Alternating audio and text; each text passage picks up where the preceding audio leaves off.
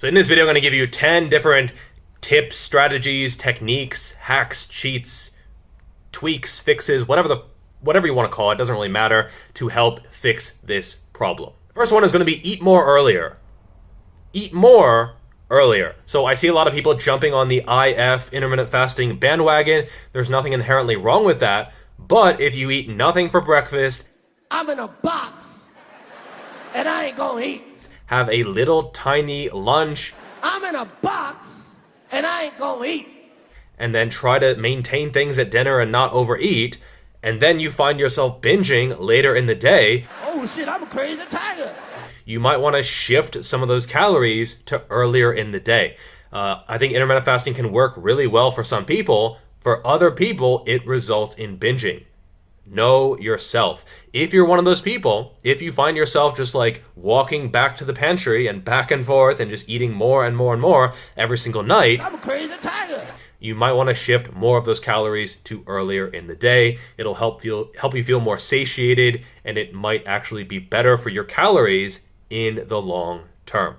Number 2 is going to be fiber, which basically means vegetables, but fruits can also help a lot. And I think this is one area where supplementing can also help. There was one study of a Georgia high school, and less than 1% of the students were getting the necessary amount of fiber. It was something like 2 people out of 1,000 were actually hitting their fiber numbers. So I think most people don't get enough fiber, and this can be one area where supplementing can help. And just going out of your way to get in more vegetables, especially at night, can help to help you feel more satiated, and can be a good strategy to keep those hunger levels down. Number 3 would be delete your delivery apps. In the ancient world, the Paleolithic era, or whatever you want to call it, Oh shit, I'm a crazy tiger. people didn't have the ability to get food at a snap. They had to actually go out and hunt for it, or forage for it, or work for it. And even in recent eras, people had to go to the supermarket to actually buy food, or go to a restaurant. Nowadays, you can order foods at a moment's notice. Now, this is good in some ways. It's convenient, but perhaps it's a little bit too convenient. So I think if you are serious about losing weight, deleting your delivery app could be a good step for a lot of people. If you find yourself ordering all kinds of shitty food, and let's face it, you rarely order good food through a delivery app. Eating just chicken breast, broccoli, and that is it. This can be a good thing just to delete it, get it off of your potential plate, out of the list of possibilities. And I think this can be a really good strategy. It might seem a little bit extreme, but if it seems extreme, it's probably something that you should do. Number 4 is going to be walking. Walking tends to regulate the appetite, which means for most people, if you're too hungry, it'll bring your hunger levels down. Now, this isn't for everyone, and I don't mean like power walking or speed walking. In fact, a lot of people find that like traditional, moderate, steady state cardio actually tends to increase their hunger. And this is probably because it depletes glycogen, which increases your hunger levels to try to get those back in. And, it's just not a good situation. But walking, just normal, relaxed walking, actually is going to burn mostly fat, and it can actually reduce your cortisol levels, it can reduce your hunger. And so I think just going for a walk after dinner, which can also help your insulin sensitivity levels, is a really good option. Often you'll find you'll get hungry, you'll go for a walk, and then you will no longer be hungry. Plus, you just burned off some calories, and you ensure that you process the food that you just ate a little bit better. So for me, I think going for a 10 to 20, maybe even 30-minute walk after dinner is a solid strategy. Number 5 is going to be micronutrients. Now, if you are deficient in a particular micronutrient, you might get weird cravings to try to get that micronutrient.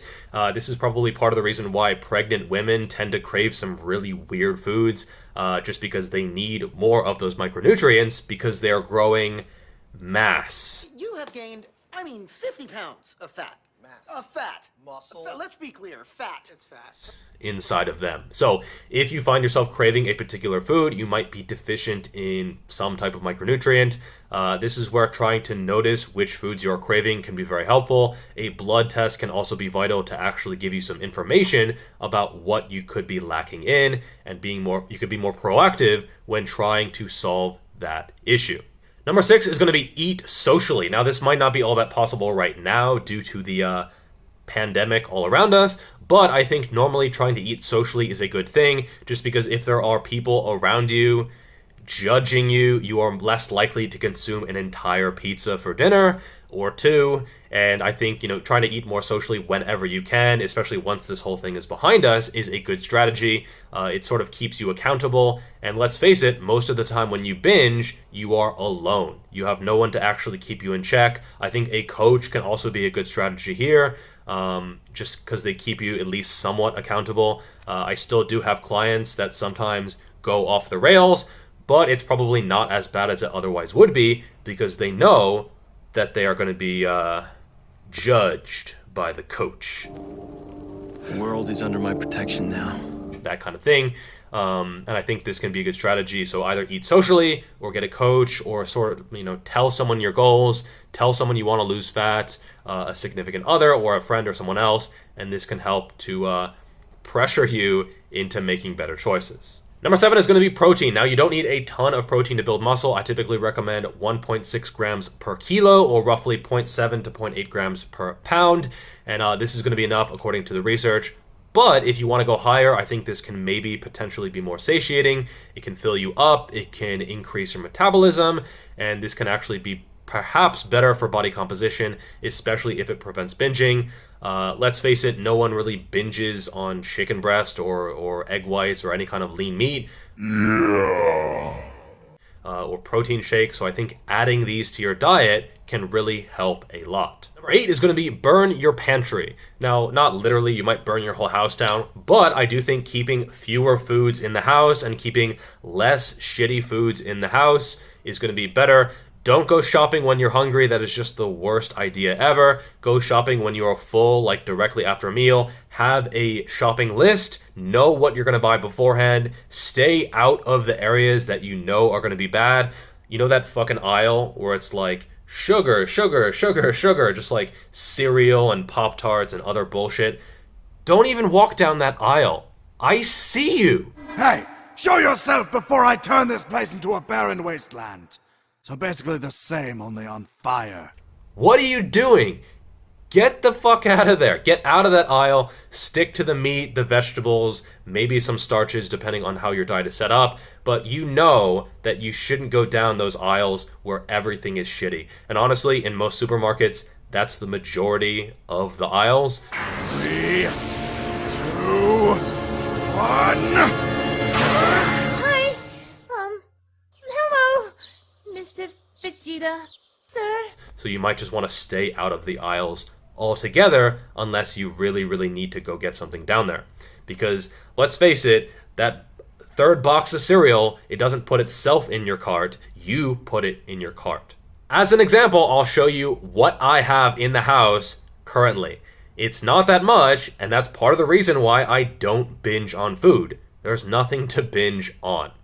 All right, so let's go on a tour of the house. We have my wife's clothes. She's way too many damn clothes. But milk, okay, highly bingeable, obviously. Pounding about 58 of these every single night. An apple, obviously going to be highly addictive right there. Then we move to, I don't know why there's avocados and eggs on the floor. Opening the refrigerator, the Hello Kitty refrigerator, obviously that keeps me well away. And then let's see what we got. All right, so we have some milk, which I should probably throw away. We have some, I forgot that was in there. We have some kind of like meat thing. Spam, obviously, I'm gonna go and pound a bunch of this every morning. Let's see, what the hell is this? A fucking face mask, okay, nice. Mushrooms, a single questionable pear, hot chili peppers, unknown vegetable. I binge on these vegetables all the time. Like, you have no idea how many thousands of calories I pound of this dirty looking vegetable. More mushrooms, more goddamn face masks, the fuck? Some type of thing that I eat all the time. I think this is some kind of tea. Let's see. Eggs, obviously, you know, millions of calories worth of binging here. A lemon. Mustard. Honey. Whatever the hell this is. Who knows? Let's see what we got. What do we have back here? Cheese. That's about all. Some butter back there. Some kind of spices maybe. More goddamn face masks. Blueberries. So the most bingeable thing in my entire house are 4 pieces of processed cheese. That's about all. So just don't keep shitty food in the house and you'll be fine. Number 9 is going to be distract yourself. So hunger tends to go in waves. So it goes up, you get really hungry, but if you wait, even if you don't eat, the hunger goes back down. And I've had situations where I ordered food because I was really, really hungry, and then, you know, I'm a human being, it's not like I'm perfect. Dumbass. And when the food got here, I was like, oh, I ordered food, but I'm not hungry. Dumbass. And so sometimes if you just wait like 10, 20, 30 minutes and you distract yourself with filming a video or working on the computer or playing a game or doing whatever stupid bullshit you like to do. Dumbass. That can be a really good way to distract yourself from hunger and to actually reduce your calories in the long run. And yes, this might take a little bit of self-discipline. The marshmallow test was when they gave kids a marshmallow and they said, if you don't eat the marshmallow, we'll give you 2 marshmallows later. And some kids, they looked at the marshmallow and they like obsessed over the marshmallow and they just like stared at this goddamn marshmallow. And most of those kids, they ate the marshmallow. Their willpower gave out. But the smart ones, maybe they were smart, who knows, but they distracted themselves. They sang songs, they imagined imaginary friends, they did whatever little kids do, but they didn't look at the marshmallow.